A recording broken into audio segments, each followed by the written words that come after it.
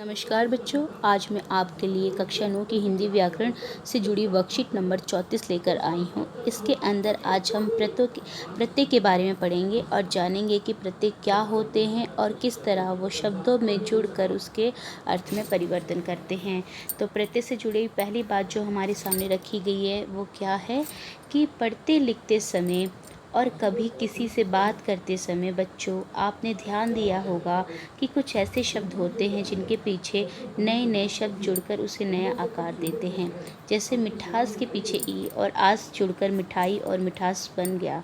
यानी कहने का तात्पर्य क्या है, जैसे कि मीठा में जब हमने ई जोड़ा तो ये बन जाता है मिठाई। ठीक है, उसी प्रकार से जब मीठा में हमने बच्चों आस जोड़ा तो बन गया मिठास। ये बचपन में छोटे रूप में आपने इसको सीखा भी होगा। ठीक है, तो इसमें क्या कहा कि जब मिठाई में हम ई पीछे जोड़ते हैं और आस पीछे जोड़ते हैं, ठीक है, तो वो मिठास और मिठाई जैसे नए शब्दों का निर्माण करते हैं।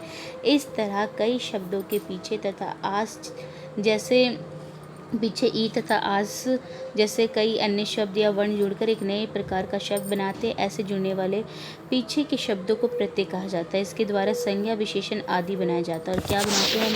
संज्ञा के भी शब्द बनाते, विशेषण के भी शब्दों का निर्माण करते हैं प्रत्यय लगाने के बाद। अब चलिए दूसरी बात हमें प्रत्यय से जुड़ी क्या दी गई है इस वर्कशीट में।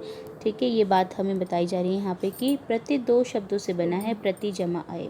ठीक है, संधि का नियम लगा, प्रति ई और आ जुड़ के या बनाते हैं और शेष आधा था ये लग गया और पीछे का या आपने एज इट इज़ लिखा और पहले जो था इससे या था प्रा था, तो इस तरह से ये प्रत्यय बना। तो हम देख रहे हैं प्रत्यय किससे मिलकर बना है, प्रति जमा आए दो शब्दों के संधि से जो है प्रत्यय बनता है।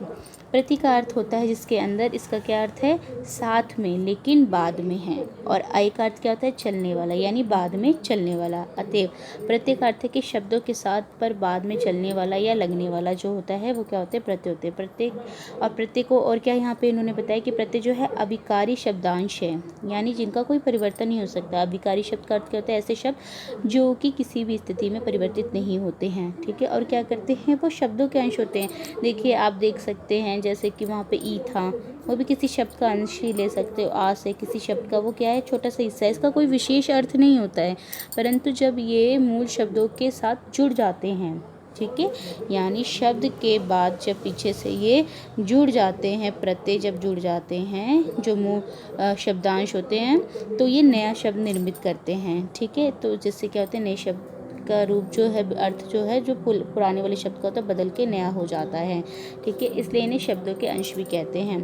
ठीक है, जो क्या है, प्रत्यय अभिकारी शब्दांश है जो शब्दों के बाद जोड़े जाते हैं। प्रत्यय का अपना अर्थ नहीं होता और ना ही इनका कोई अलग से प्रयोग होता है। ठीक है, आप अलग से इनको करोगे तो कोई अर्थ नहीं देंगे बच्चों, जब तक आप इनको शब्दों के साथ इसका संयोग नहीं करोगे, मिलाप नहीं करोगे, तो ये कोई विशेष अर्थ नहीं देते। और क्या होते हैं कि ये शब्द के पहले उपसर्ग शब्द के पहले जोड़े जाते हैं, जैसे कि हमने पिछली वर्कशीट में पढ़ा था।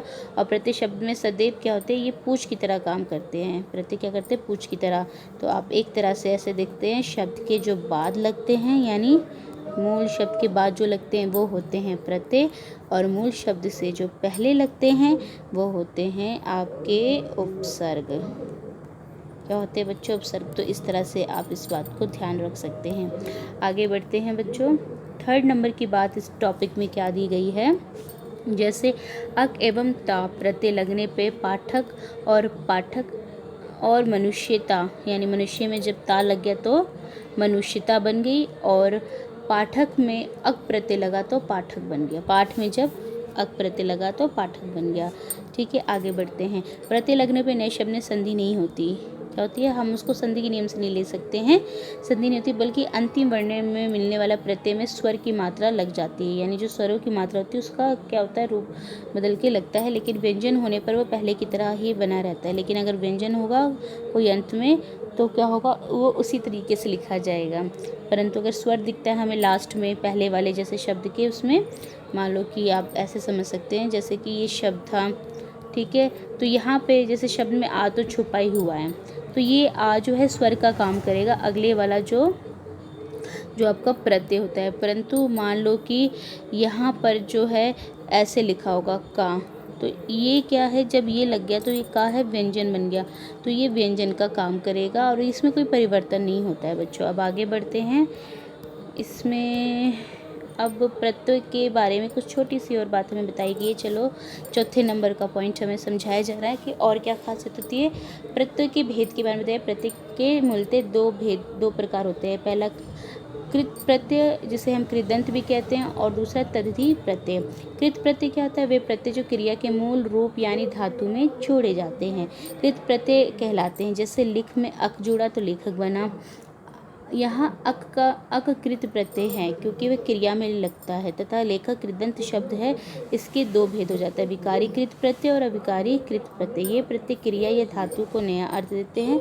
कृत प्रत्यय के जोड़ने से संज्ञा और विशेषण बनते हैं। और हिंदी में क्रिया के नाम के अंत का न कृत प्रत्यय हटा देने पर जो भाग बच जाता है वही क्या होती है? धातु होती है। ठीक है, यानी मूल शब्द या मूल धातु में, यानी धातु क्या है? एक तरह से क्रिया है, जब हम उसमें जोड़ते हैं तो वो नया रूप ले लेती है। पढ़ना की पढ़, कहना की कह और चलना की चल धातु में प्रत्यय लगते हैं। जैसे उदाहरण के रूप में यहाँ हमें स्पष्ट किया गया है, हम देख सकते हैं। अक में लेखक, पाठ और क्रिय और गे से क्या बन गया? लेखक, पाठक, कारक और गायक। अन से पाल, सह, ले, चर तो बन गया पालन, सहन, नयन, चरण। यानी ये तो सारे बेटा मूल धातु, और इसके प्लस हम पीछे अन लगाते जा रहे हैं, जिससे ये परिवर्तन हो रहे हैं।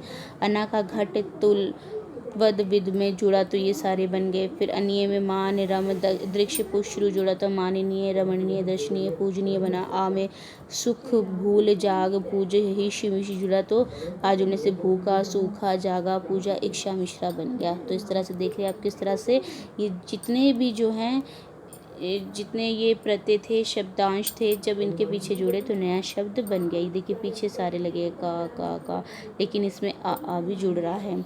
आगे आप देख सकते हैं 5वें नंबर की क्या बात बताई गई है, और उदाहरण दिए गए हैं हमें कि आई, आइन, आई, आनी, आयत, आर, आरा, आहट, इल। ठीक है, तो इससे क्या बना? पछताना, जगना, पछताई। पछताना में आई प्रत्यय जोड़ा तो पछताई बन गया। जगना में आई प्रत्यय जोड़ा तो जगाई बन गया। पंडित में आइन प्रत्यय जुड़ा तो पंडिताइन बना। ठाकुर में ठकुराइन बना। फिर पंडित में आई प्रत्यय जुड़ा तो पंडिताई, ठकुराई, लड़ाई, चतुराई, चौड़ाई। इस तरह से इसके उदाहरण है। फिर सेठ में आने जुड़ा तो सेठानी, नौकर में नौकरानी, मथ में मथानी। फिर बहुत में आय जुड़ा तो बहुतायत, पंच में जुड़ा तो पंचायत, और अपना में जुड़ा तो अपनायत। उसी तरह से और आरा में लोहा में लोहार, सुनार, दुहार, दुधार, गंवार। फिर चिकना में जुड़ा तो आहट प्रत्यय जुड़ा चिकनाहट, घबराहट, चिल्लाहट, कबड़वाहट। फिर ईल में इल प्रत्यय जुड़ा तो फैनील, कुटिल, तंद्रिल, जटिल, पंकिल, धूमिल। इस तरह से ये सारे स्वप्निल होगा यहाँ पर। तो ये सारे शब्द जो है इसमें, इन शब्दों, ये जितने मूल शब्द थे इनके पीछे जब हमने इन सारे प्रत्ययों को जोड़ा तो नए जो शब्द थे वो हमें देखने को मिले हैं। ठीक है, अब यहाँ पे बच्चों हमें कुछ जो है पहला प्रश्न दिया गया है कि छाटिए कि छलिया और घटिया में कौन सा प्रत्यय है। तो देखो छल में या जुड़ा तो या प्रत्यय, और देखो छोटी की मात्रा है ना, अगर बड़ी की मात्रा होती तो हम इसको टिक करते, परंतु यहाँ पे छोटी की मात्रा है तो इसलिए हमने इसको टिक किया। ठीक है बच्चे, अब चलिए प्रश्न नंबर 2 पे चर्चा करते हैं। प्रश्न नंबर 2 हमसे क्या कह रहे हैं कि प्रत्यय से जोड़कर नए शब्दों का आप जो है यहाँ पर निर्माण करके दिखाइए। तो ई प्रत्यय है, तो ई पे लिख लो बच्चों। जैसे छुट्टी लिख सकते हैं, छूट में हमने ई जुड़ा तो बन गया हमारा छुट्टी। उसी तरह से बोल में हमने जोड़ा तो क्या बन गया? बोली। लिख सकते हो, तो ई प्रत्यय से क्या जुड़ के बन जाएगा? छुट्टी और बोली। उसके बाद आप देख सकते हैं उक से हमारा क्या हो जाएगा? इच्छा में उक जोड़ा तो बन जाएगा इच्छुक, की चा बना लीजिएगा। और भिक्षुक आप जोड़ सकते हैं बच्चों, भिक्षुक लिख सकते हैं। ता से आप जोड़ सकते हो, तो पढ़ में जब ता जोड़ोगे तो पढ़ता हो सकता है। नाच में जोड़ोगे तो नाचता बन सकता है। इस तरह से यहाँ पे ता प्रत्यय होगा। ठीक है, ती से आप जोड़ सकते हो, तो इस संस्कृत में चल सकता है चलती, लिखते हैं ना आप, पढ़ती, छोटी ती लग जाएगा, लेकिन हिंदी में ये बड़ी की मात्रा बनता है यहाँ पे। फिर ना से जोड़ सकते हो, खा में जोड़ दो, ठीक है, तो खान हो जाएगा। खा में जोड़ा तो खान हो जाएगा, पान हो जाएगा, लगान हो जाएगा। इस तरह से लगा में जुड़ा ना तो लगान बना, पा में जुड़ा ना तो पान बन गया, खा में जुड़ा ना तो खान बन गया। उसी प्रकार से नप में ना जुड़ा तो नापना बन गया। छान में जुड़ा तो छानना बन गया, ठीक है। उसी प्रकार से